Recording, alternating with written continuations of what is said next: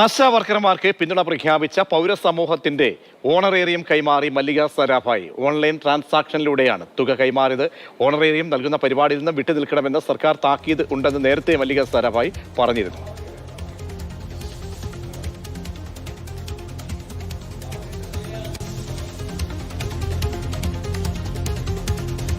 ആവശ്യങ്ങളോട് വളരെ എന്താ പറയുക, മർക്കടമുഷ്ടി ഉപയോഗിച്ചുകൊണ്ട് കണ്ണടയ്ക്കുക എന്ന് പറയുന്നത് അത് നമുക്ക് സങ്കടകരമായിട്ടുള്ള ഒരു കാര്യമാണെന്ന് മാത്രമല്ല, അത് അനുവദനീയമായ കാര്യവുമല്ല ഒരു ജനാധിപത്യ ഇടത്തിൽ എന്ന് പറയേണ്ടി വരും. ഇതിനെ പറയുന്ന ചില കാര്യങ്ങൾ വളരെ ആലോചിച്ച് നമ്മൾ മനസ്സിലാക്കേണ്ട ഒരു കാര്യമുണ്ട്. ഈ ആശമാർക്ക് കൊടുത്താൽ 6 ലക്ഷം തൊഴിലാളികൾക്ക് കൊടുക്കേണ്ടി വരും. അതൊന്നും ഗവൺമെന്റിന്റെ കയ്യിൽ പൈസ ഇല്ല. ഇതാണ് പറയുന്നത്. ഗവൺമെന്റുകൾ ഇതുവരെ ഉപയോഗിച്ചുകൊണ്ടിരുന്ന ഇത്തരം നയങ്ങൾ തിരുത്തിയേ പറ്റുള്ളൂ. ഗവൺമെന്റിന്റെ കയ്യിൽ പൈസ ഇല്ല എന്ന് പറഞ്ഞുകൊണ്ട് അടിസ്ഥാന വിഭാഗത്തിൽപ്പെട്ട എല്ലാ തൊഴിലാളികളെയും, ആശമാര് മാത്രമൊന്നല്ല, പാചക തൊഴിലാളികൾ, അതുപോലെ തന്നെ അംഗനവാടി തൊഴിലാളികൾ, അങ്ങനെ തുടങ്ങിയിട്ട് ഏറ്റവും അടിസ്ഥാന വിഭാഗത്തിൽപ്പെട്ട തൊഴിലാളികളുടെ മുഴുവൻ പ്രശ്നങ്ങൾ മാന്യമായ രീതിയിൽ പരിഹരിക്കുക എന്നുള്ളതാണ് വികസനം.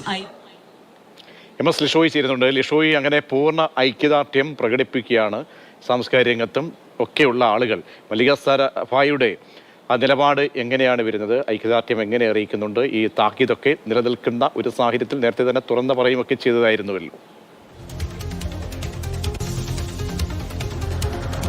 തീർച്ചയായും ഫേസ്ബുക്ക് കുറിപ്പിലൂടെയാണ് മല്ലിക സാരാഭായ് ഇക്കാര്യം തുറന്നു പറഞ്ഞത്. അതായത് തനിക്ക് ഇത്തരത്തിൽ ആശാ വർക്കർമാരുടെ ഈ ആശാ വർക്കർമാർക്ക് ഓണറേറിയം സ്വന്തം നിലയ്ക്ക് പൗരാവലിയുടെ നേതൃത്വത്തിൽ കൈമാറുന്ന ഒരു ചടങ്ങ്, ആ ചടങ്ങിൽ പങ്കെടുക്കുന്നതിന് ഒരു വിലക്ക് നേരിട്ടു. അത് കേരള കലാമണ്ഡലത്തിൻ്റെ ചാൻസലർ എന്ന നിലയിൽ താൻ ഇരിക്കുന്ന ഒരു ഘട്ടത്തിലാണ്.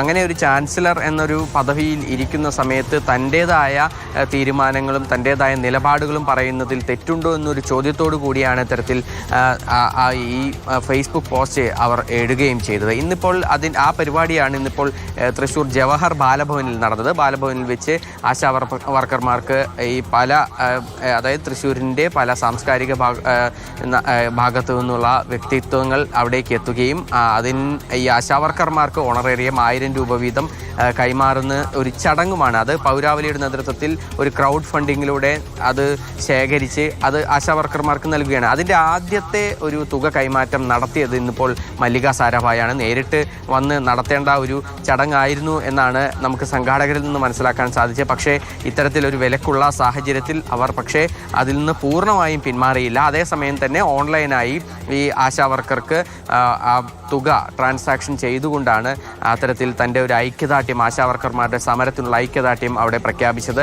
സാറ ജോസഫും അതുപോലെ തന്നെ റഫീഖ് അഹമ്മദ് ഉൾപ്പെടെയുള്ള നിരവധി പേർ ആ ഒരു ചടങ്ങിൽ പങ്കെടുക്കുകയും ചെയ്തു.